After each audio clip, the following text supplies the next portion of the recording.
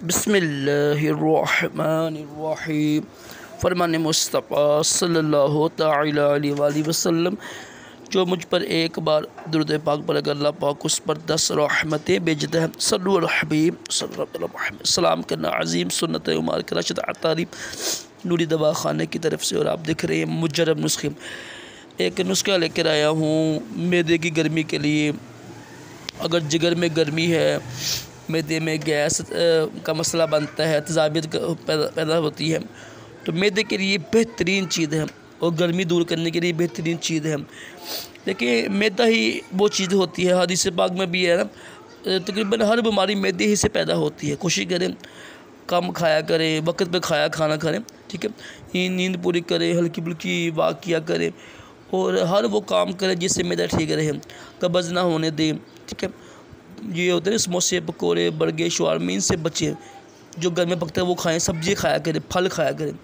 इससे इंशाल्लाह जिस्म मैदा ठीक रहेगा आपका और पेशाब वगैरह हर चीज़ सही आ जाएगी इंशाल्लाह।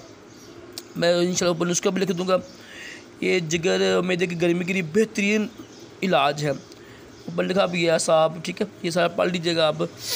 तो ये आगे नुस्खा भी दे दूँगा मैं आपको। कोशिश करें बस परहेज़ किया करें, इतना तेज़ मिर्च मसाला ना हो, ठीक है। हल्की फुल्की ग़िज़ा रखा करें, सलाद खाया करें, दोपहर टाइम ना सब्ज़ी इस्तेमाल करें, तो इससे इंशाल्लाह बड़ा फ़र्क पड़ेगा। तरबूज खाया करें, तरबूज बेहतरीन चीज़ है गर्मी के लिए। गन्ने का रो होता है, ये नुस्खा लिख दिया मैंने ऊपर। ये नुस्खा भी इस्तेमाल कर सकते हैं। किसी भी 500 के बाद आके ना ये नुस्खा दिखाएँ आप, ये बनाएँ, सुबह शाम इस्तेमाल करें। फिर भी अपने तबीब से, डॉक्टर से, हकीम से पूछ कर ये नुस्खा इस्तेमाल किया करें, ठीक है। क्योंकि पता नहीं आपका मिजाज क्या होता है और नुस्खे का मिजाज क्या होता है ना, ये चीज़ बड़ी अहम होती है, यह हमारी ज़िम्मेदारी होती है। नुस्खे तो यूट्यूब के ऊपर लाखों करोड़ों मिल जाएगी आपको, फेसबुक पर मिल जाएगी।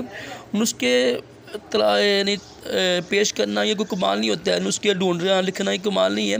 मेन चीज़ है मिजाज की पहचान, मजाज किस तरह का इंसान का है, ठीक है। जड़ी बूटी का नुस्खे का मजाज किस तरह का है, तब ही फ़ायदा होता है, वरना वक्त ज़ाया होता है, ठीक है।